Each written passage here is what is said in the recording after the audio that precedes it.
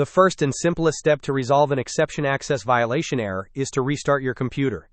Right-click on the Start button, then select Shutdown or Sign Out from the options, and choose Restart.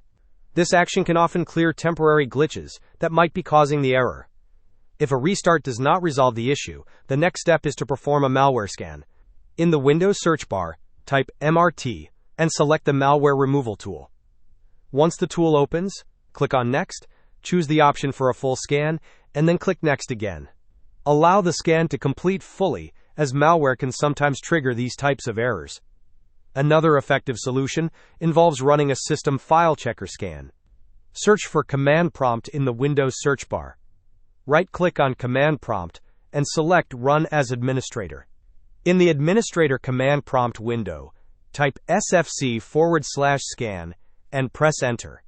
This command will scan for and attempt to repair corrupted system files, which could be the cause of the access violation. Finally, ensure your Windows operating system is up to date. Right-click on the Start button and select Settings from the menu. Navigate to the Windows Update tab on the left-hand side list. In the right pane, click on Check for Updates. Installing the latest updates can often include fixes for known bugs and errors. Hope this was helpful. Don't forget to like and subscribe if you enjoyed.